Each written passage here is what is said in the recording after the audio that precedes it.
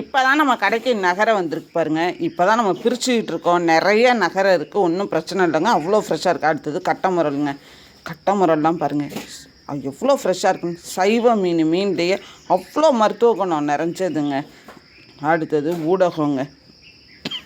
இதுவும் குழம்பு வறுவல் எல்லாத்துக்குமே நல்லா இருக்குங்க. அடுத்தது ஒரே ஒரு 1/2 கிலோவில் செங்கனிங்க. இது எல்லாமே தூண்டில் வஞ்சரம் தான். ஒரு 2 எல்லோ டெயில் ஷீலா. இது அவ்வளோ நல்லா இருக்குங்க. அடுத்தது மொரட்டு வஞ்சரங்க. இது இன்றைக்கி நம்ம பீஸ் போட்டு தான் கொடுக்க போகிறோம். இதுவும் தூண்டில் வஞ்சரம் தாங்க. தலையும் அவ்வளோ அருமையாக இருக்கும் குழம்பு வச்சு சாப்பிட்டீங்கன்னாங்க.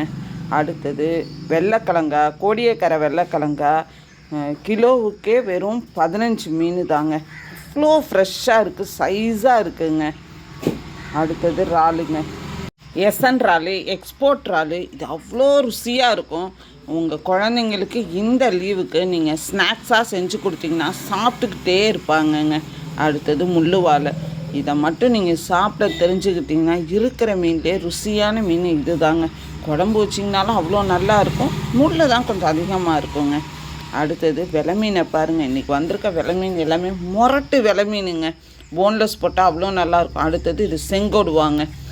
இதுவும் அவ்வளோ ருசியாக இருக்கும். இதுவும் போன்லெஸ் போட்டு சாப்பிட்லாம், முழுசாகவும் பொரிக்கலாங்க. அடுத்தது கருப்பு வாவலுங்க.